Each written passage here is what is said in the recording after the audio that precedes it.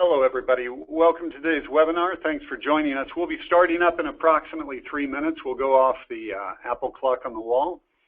According to Apple, it says it is 3 minutes to the hour, so we'll begin in approximately 3 minutes. Thanks again. We'll be starting very soon.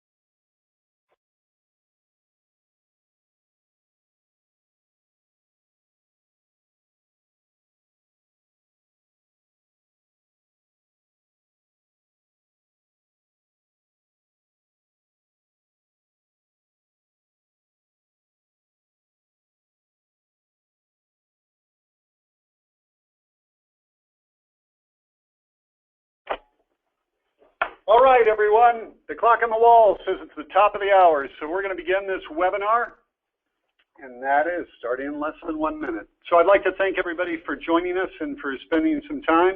There are quite a few folks out there. Today's webinar is titled 5 Key Metrics to Consider When Using Real-Time Monitoring and Alarming.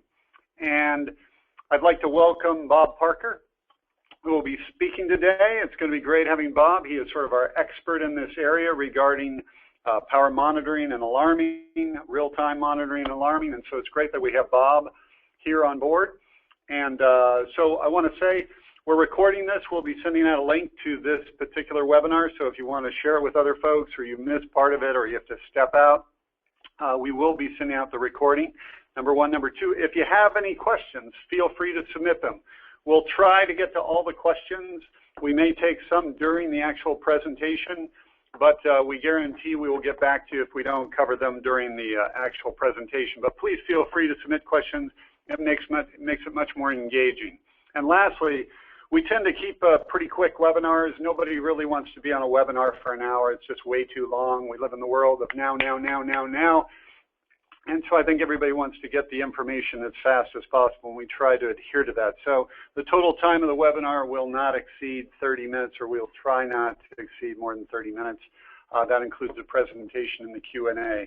So without further ado, I'll let Bob take you through the agenda, and I'll let you take him through the presentation. And by the way, Bob's favorite movie, his favorite movie of all time, is Top Gun. So if you have any questions about that, feel free to submit them also. So without further ado, I'll pass it over to Bob Parker. Thanks, Mark. I appreciate it. Yeah, we can do some Top Gun trivia if you'd like, but Okay, anyway, great. The topic today is the 5 key metrics to consider. And since I only have about 20 minutes, I had to pick the 5. So there's probably a lot more that we could use for additional material. But these were the top 5 that I picked, starting with, I'm sure most of you are familiar with PUE and DCIE. And then we move on to monitoring temperature at the rack, the server inlet, and then power, cooling, and space. And that sounds like 3, but I really link them together because they function as 1. So we'll talk about those as well. Power at the tenant or zone level, and this comes into play for our co-location folks who are out there, being able to use that for billing. And then finally, a new one, which I think is really important, is failover simulation, understanding your metrics in terms of, will the UPS on the B side pick up the A side? So we'll do a little bit of that as well. And then hopefully we'll have time for questions and answers. So the first key metric is PUE and DCIE. And I think it's safe to say that although there are some people that think it's not the most accurate measurement, probably DCIE is probably the de facto standard in the industry. But is it really accurate? Right? So the way that you calculate PUE, most of you probably know this. If not, just a quick lesson. PUE is taking your total facility load and dividing that by your IT load, and that number is your power usage effectiveness or efficiency. There are a couple different ways to title the E there. 1 is the goal, right? Having a PUE of 1 is nirvana. It's the thing that you want to have, and that's where all facility load is being utilized for IT load. But that will never happen. It just can't happen. But you want to try to get as close to 1 as you can. But where the argument comes in as far as it being an accurate metric is a low PUE, while good overall, could be misleading, right? You could have wasted energy on the IT side, and that could show an inefficient or low PUE, such as having phantom servers running, right? You're using your IT load versus your facility load, but you have a lot of servers that are spinning out there that aren't really doing anything. So that kind of masks the situation where you really want to have better efficiencies on the IT side. And if you do that, you would actually raise your PUE. So it's not a perfect metric, but it is one that folks seem to focus on. DCIE is the inverse of PUE. That's basically divided by 100, right? So it's more of a percentage. Low PUE, high DCIE is good, but as I mentioned on the previous slide, inefficiencies could still exist. Another thing to keep in mind is in order to get a true PUE of your data center, you need to have the proper metering in place. You have to be able to identify what your facility load is, and you have to have meters in place to identify what your IT load is. So if you don't have that, the PUE measurements are not going to be accurate. So if you're looking to get PUE in your data center, you have to have those meters in place to be able to separate those loads to give you an accurate PUE. Moving on to key metric number 2, and that's temperature at the rack. And very, very good and useful for identifying hot and cold spots on the data center floor. And the second item is that it's confirming that your server inlet temperatures are within ASHRAE standards, right? And that can also play into part with the third bullet there, validating temperature SLAs. So I know that in the case of co-location providers, they have to confirm or be in tolerance with ASHRAE in most cases to make sure that their tenants' servers are within a certain temperature. So that's what measuring temperature at that level is key to be able to prove that you are within your SLAs. It also can validate CFD modeling. So I know that CFD is pretty important and pretty big out there, where you plan on what the airflow is going to be, temperatures and pressure and so on.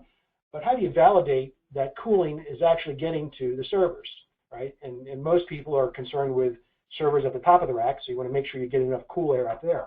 So by deploying temperature sensors, either wireless or wired, or being a part of an in-rack PDU, you can very, very easily validate real-time what those temperatures are at the rack.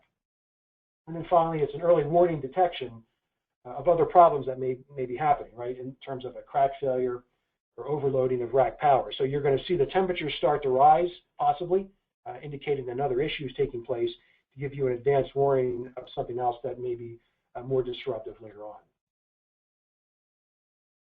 It also can be used as the basis for warming of data centers to reduce power consumption of crack units, right? So understanding what my temperatures are, I might be able to throttle back on the amount of cooling that I'm providing to the data center floor, and ultimately reduce my power expense for cooling the servers. So looking at the temperatures at the rack level can enable a facility to incrementally raise cooling set points and see the impact at the rack level, automatic trending of temperature. So I'm going to trend the temperature all the way through that. So if I'm monitoring, I'm trending that data, I can see any spikes in that area and see and try to correlate that with something else that may be happening. Maybe I need to move some perforated tiles around, but just to get an idea of what's happening. So that's why trending is important. It's also important because you want to get down to minute resolution, right? If you're doing 15 minutes every half hour, you might miss some of that spiking going on in that period of time. So monitoring at the rack level, it's important to have a very quick resolution and trending to determine that, yes, I'm capturing at least minute data. That'll help ensure capturing spikes. So I want to quickly present a case study where a customer is using FieldView to, this is a multi-tenant data center or colo, was concerned about the reliability of exceeding their SLAs for their customers. Temperatures were kept excessively low as a precautionary buffer. So it was very cold in the data center, but they wanted to make sure it was that way so that they wouldn't go through their SLA requirements. So related energy costs were charged to the tenants. The tenants were experiencing higher costs because they were keeping it so low. And so what they wanted to do was, how can they improve the efficiencies by saving the tenants money without jeopardizing uptime by having those servers fail because of going to a higher temperature at their inlet temperature. So what the actions were taken in this case study, they installed temperature sensors for the ASHRAE standards at different levels throughout the data center, and they monitored the temperature real time, and they slowly raised the chilled water temperature over a period of 6 months. And during that period, each increase they would monitor and address any hot spots, cold spots by moving around the perforated tiles, as I mentioned earlier in the example. So that's kind of what they did in terms of as they raised the chilled water temperature, they took some of these actions to make sure that the hot spots and cold spots were taken care of.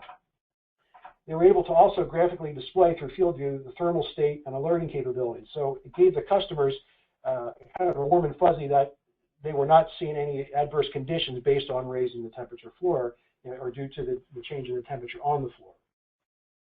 And the results after that 6-month study, the temperature was raised from 45 to 55 degrees. Power consumption was lowered to 0.332 kW per ton. And they were able to increase the floor size by 80% load densities because they were able to shrink their footprint by basically consolidating their servers after raising the temperature and finding some dead areas that they were looking at. So there was a perceptible increase in availability and confidence just by going through this example. So overall, hey, Bob, we've gotten a few questions. I thought just to sort of mix it up, I'd throw one of the questions in here. We've had about 5 or 6 questions, but there's a question about, is it more exact to take the incoming air temperature from the management port of the server? Just thought I'd mix it up a little bit. Yeah, that could be done. You could do it at the input of the server or on the output of the rack, and hang a temperature sensor out there to get more of an ambient temperature. Sometimes the server temperature may not be quite as accurate, but by having external temperature sensors might give you a better feel of the ambient temperature in the rack. Okay, thanks, Bob. I'll leave the other questions for the end. Okay, sounds good.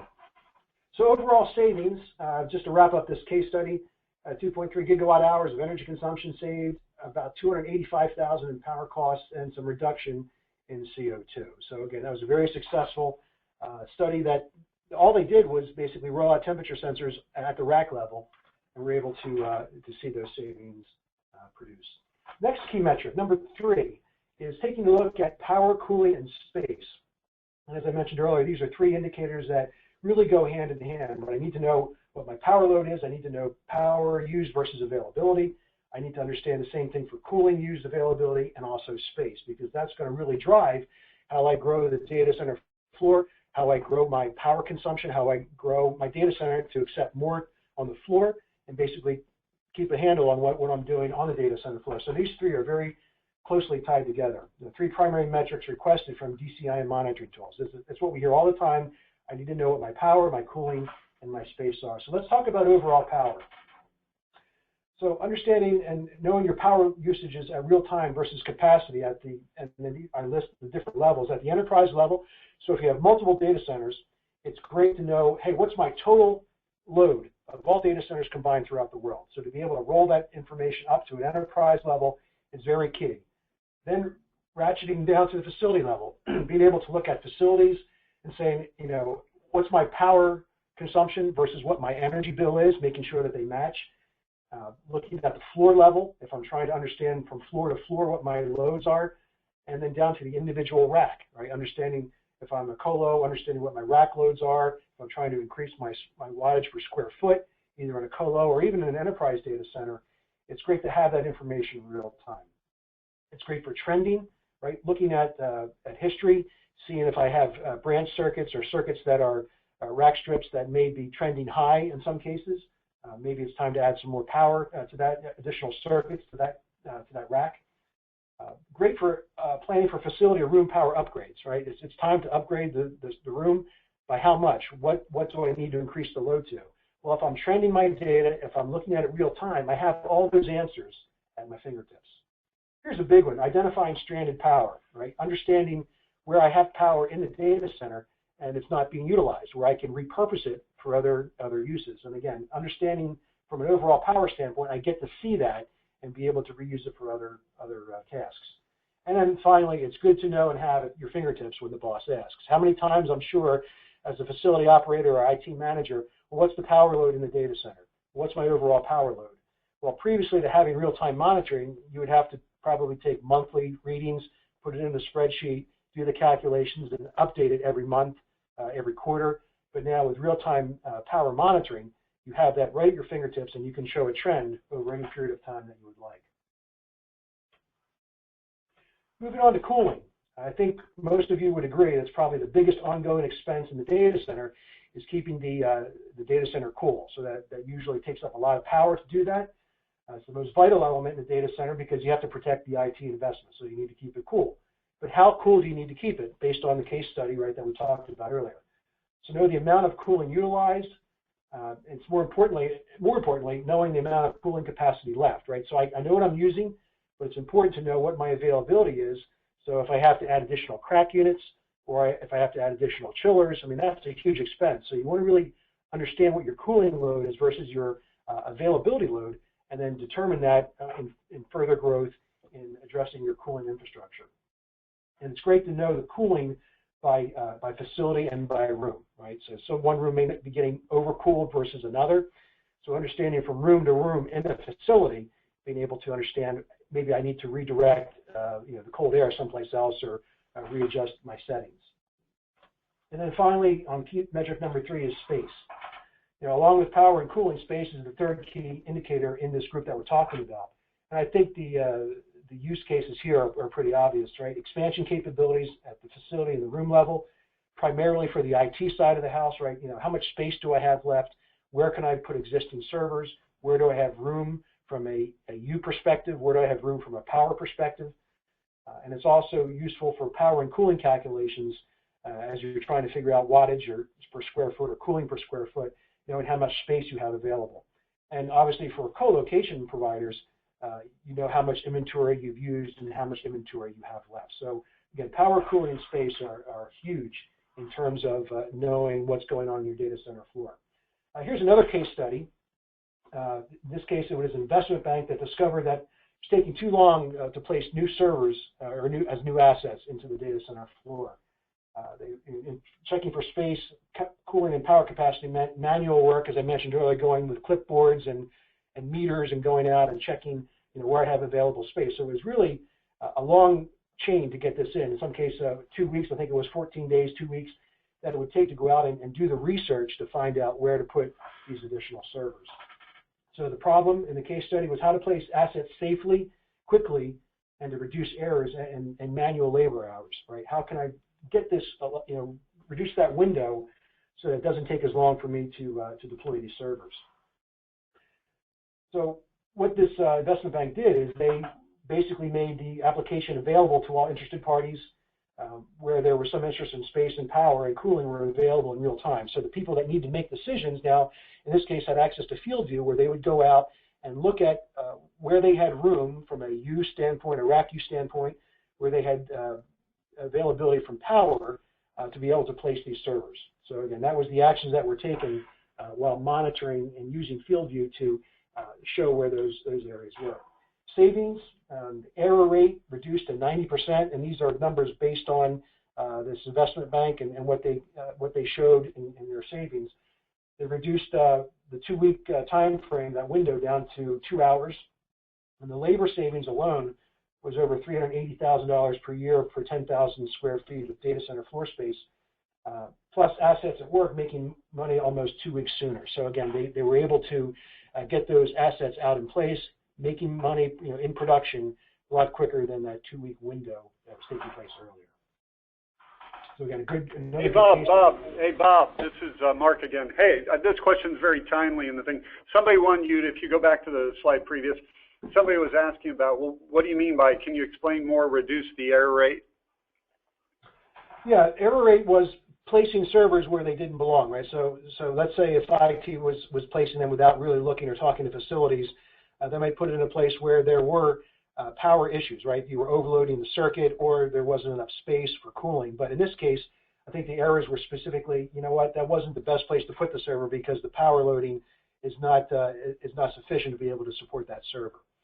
So that was one of the reasons, or that was the main error in the error rate in terms of deploying servers where they could have probably been deployed in a better area. Awesome, thanks.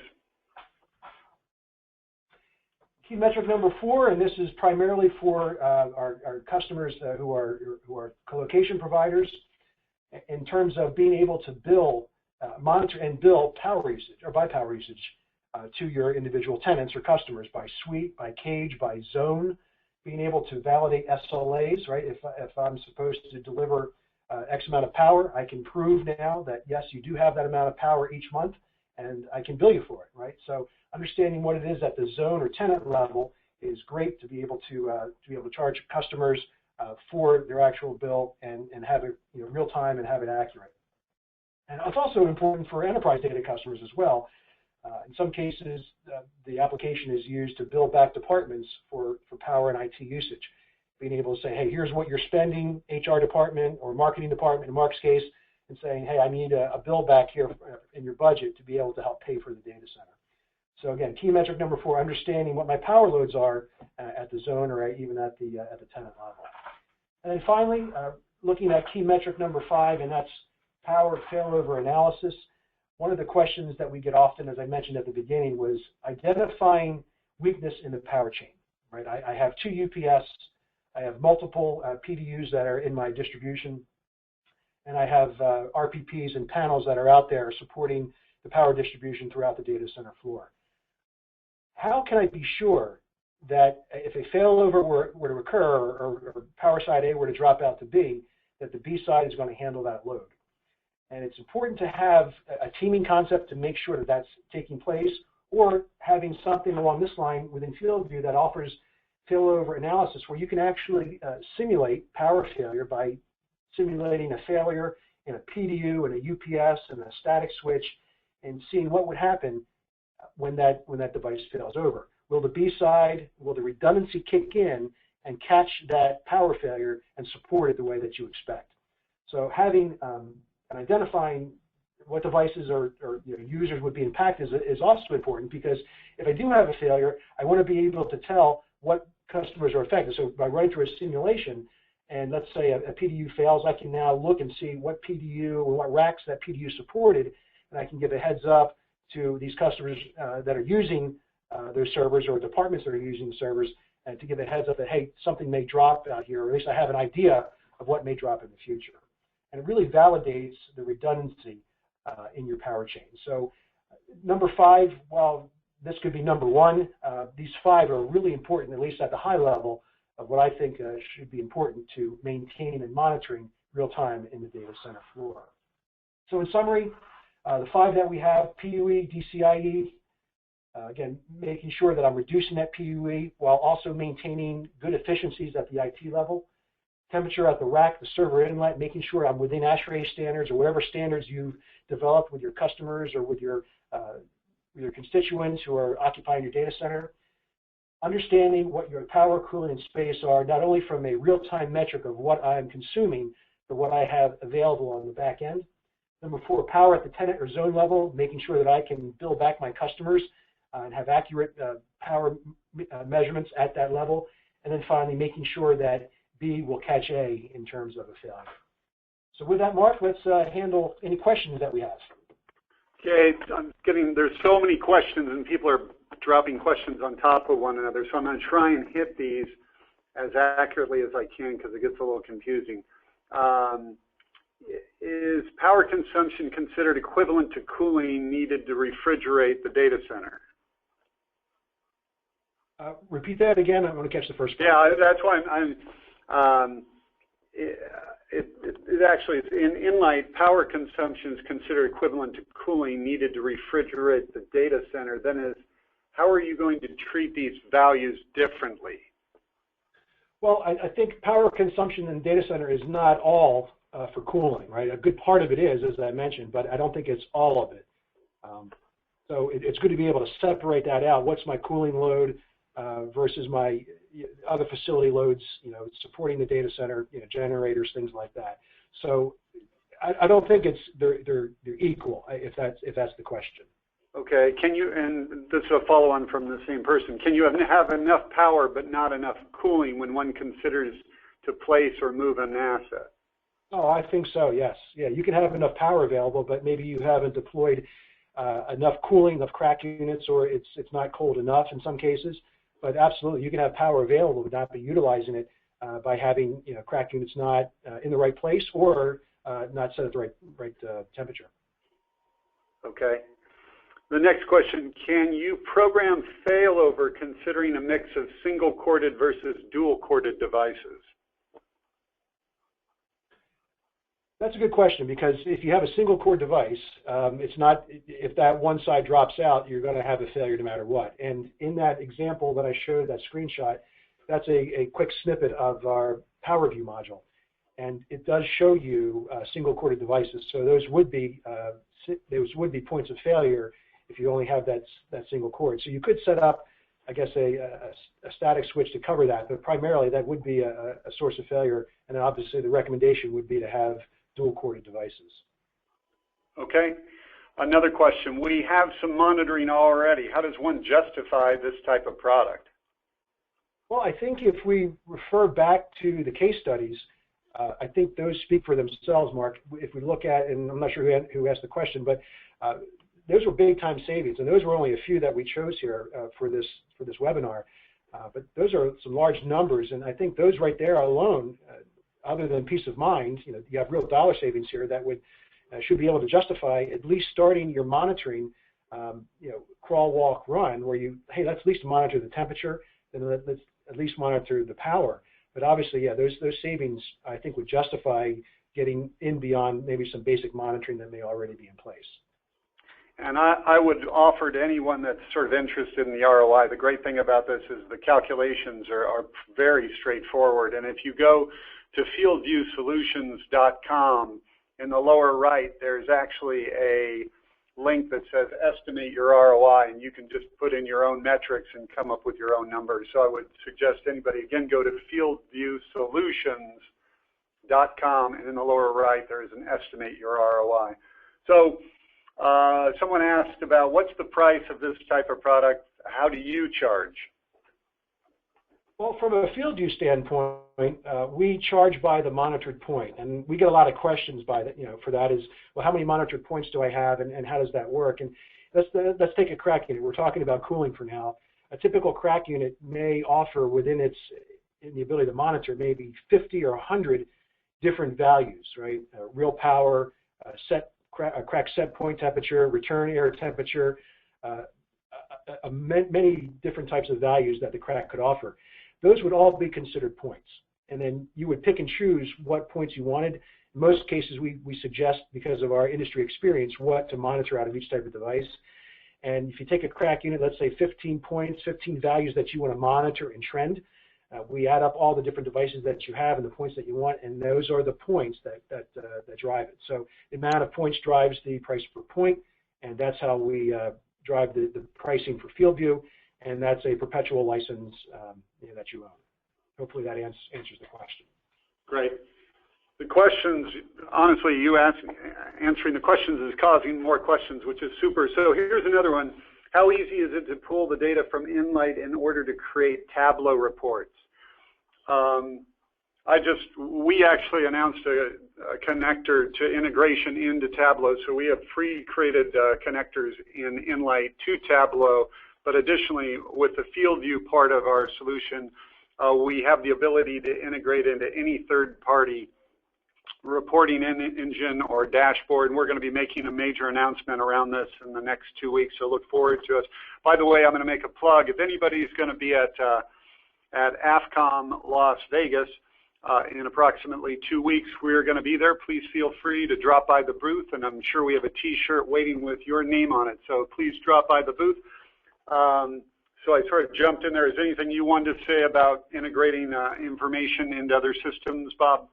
Well, just to add, with FieldView, we're able to get down to real level monitoring, right? And we're able to grab that data and pass it into FieldView, but then obviously we send it to Nlight. So the culmination of that data would be a report to go into Tableau or any other third-party reporting scheme that you mentioned. So yeah, so getting the data at the device level, bringing it up through the application, trending it, and getting that data to Nlight and making it available to third party is exactly what the two applications are designed to do. Okay. Again, it's great. Keep the questions coming. I guess it's not enough to reduce temp. We need to monitor how much airflow is being provided to the device, isn't it? That's true. That's true. And the way that you would solve that would be to monitor your airflow, right? And get some meters out there under the floor, on the data center floor, but even under the floor, it depends on where your airflow is in those cavities. But yes, monitoring airflow is important. And the application can bring that into, monitor it and bring it into the application as well. So absolutely, we do have some customers who are actively monitoring airflow in the data center. Okay, we have a pretty, it's a general question here. Our company is increasing density enormously in our racks. How does this impact monitoring and costs of deploying? I think by reducing, and this goes back to the PUE discussion we had earlier, by reducing the energy spend, by reducing the amount of phantom servers that are out there, consolidating, you're reducing your footprint, and then you're also reducing your cooling load. Now, if the more dense your servers get, obviously the more heat it generates, but now that airflow that we just talked about and that cooling can be more directed to where they need to be rather than spreading it on a larger footprint in a data center. So yes, reducing your footprint, reducing the amount of phantom servers that are out there, consolidating and condensing those servers, while it will increase the heat, you will reduce the amount of energy spent in that area. Great. Great. Thanks, Bob. We have a bunch of questions we didn't get to. We will get back to everybody, every single question offline. Two things left. One, we're at booth number 519 at AFCOM in Las Vegas. If you're going to be there in 2 weeks, please drop by. I'm sure we have a Boogie Bot or a T-shirt for you. And lastly, since we had Top Gun as our theme, in the movie Top Gun, there are two main jets being flown by Val Kilmer and by Tom Cruise. Tom Cruise, the two members of that team are Goose and Maverick. For the first person who can name the two call signs of Val Kilmer and his partner in his jet, we'll send you a T-shirt. So answer on the chat. The first person who comes up with a call sign of the two people in Val Kilmer's jet from Top Gun, we'll send you a free T-shirt. So thank you, everyone, and that brings the webinar to a conclusion. We're going to kill the sound. You'll be able to give us an answer, and we'll wait for the first answer, and then we'll stop the webinar. Again, what's the name of the call signs of the two guys in Top Gun who are in Val Kilmer's jet? Thanks for joining the webinar. We'll get back to all those questions. Look forward to our next webinar next week with IDC.